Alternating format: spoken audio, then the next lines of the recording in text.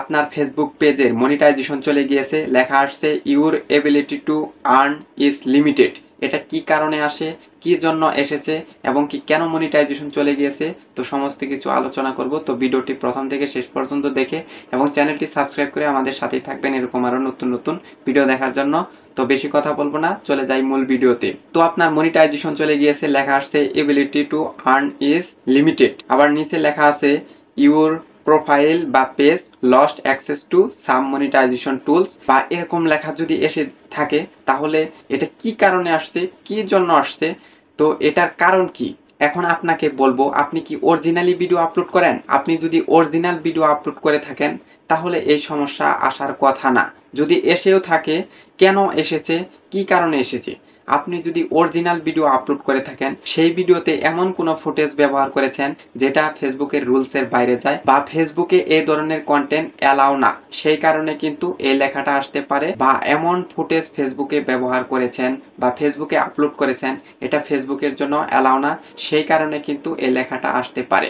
যেমন ফেসবুকে আপনি কোনো অ্যাক্সিডেন্ট দেখাতে পারবেন না। ধরে নেন যে আপনি ফানি ভিডিও তৈরি করতেছেন, সেখানে আপনি একটি প্লাস্টিকের সাপ দিয়ে একজন মানুষের উপরে দিয়ে দিলেন, সেটাও কিন্তু ফেসবুক চাইলে সেটা সেন্সিটিভ কন্টেন্ট হিসেবে ধরতে পারে। তো সেন্সিটিভ কন্টেন্ট হিসেবে ধরে কিন্তু আপনার মনিটাইজেশন চলে যেতে পারে। তো ফেসবুক যে কখন কি করে বসে ভাই এটা বলা যায় না, বিভিন্ন কারণে কিন্তু মনিটাইজেশন চলে যায়। তো সেই কারণে অবশ্যই আপনাকে চোখ কান খোলা রেখে কিন্তু কাজ করতে হবে। এমন কোনো ফুটেজ ব্যবহার করেন না যেটা ফেসবুকের রুলসের বিরুদ্ধে যায় বা ফেসবুকের রুলসের মধ্যে পড়ে না। এমন কোনো কাজ করলে কিন্তু আপনার মনিটাইজেশন চলে যাবে 100%। তো এগুলো করা যাবে না। আপনারা যদি চান কি কি কন্টেন্ট বা কি ধরনের ফুটেজ ব্যবহার করা যাবে না এই সম্পর্কে যদি ভিডিও চান, তাহলে অবশ্যই আমি ভিডিও তৈরি করে আপনাদের দেওয়ার চেষ্টা করব।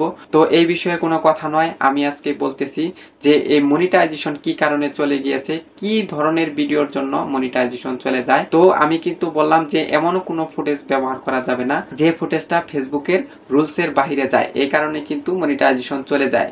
বা ফ্ল্যাগ কন্টেন্ট, ফ্ল্যাগ কন্টেন্ট কোনগুলো? যে ভিডিওটা আপনি আপলোড করেছেন সেটা ফেসবুকের জন্য সামঞ্জস্যপূর্ণ নয় বা ফেসবুকের রুলসের মধ্যে পড়ে না, সেটা কিন্তু ফ্ল্যাগ কন্টেন্ট বা সেন্সিটিভ কন্টেন্ট হতে পারে। বিভিন্ন ধরনের এক্সকিউজ দেখে কিন্তু আপনার মনিটাইজেশন নিয়ে যায় বা মনিটাইজেশন কিন্তু চলে যায়। তো দ্বিতীয়ত আর যে কথাটা সেটা হলো যে আপনি এমনও কোনো টাইটেল ব্যবহার করেন না যেটা ফেসবুকের রুলসের বাইরে যায়। আপনি এমন কিছু টাইটেল ব্যবহার করলেন যেটা ফেসবুকের রুলসের মধ্যে পড়ে না, ফেসবুকের রুলস অনুযায়ী চলে না, তাহলে যদি ওই ধরনের টাইটেল আপনি ব্যবহার করেন সাথে সাথে কিন্তু আপনার মনিটাইজেশন চলে যাবে। তো এটা কিন্তু করা যাবে না।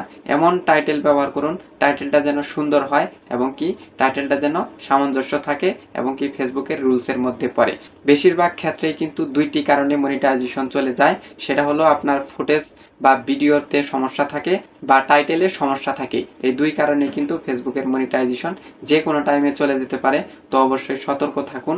এবং কি ফেসবুকের মনিটাইজেশন কখন চলে যায়, কখন বাই নিয়ে যায় ফেসবুক, এটা কিন্তু বলা যায় না। তো সেই কারণে আপনাকে যেটা করতে হবে, আপনার ভিডিও তো ভালো করতেই হবে, ভিডিওটা যেন ফেসবুকের রুলস অনুযায়ী থাকে এবং কি টাইটেলটাও যেন সুন্দর হয়।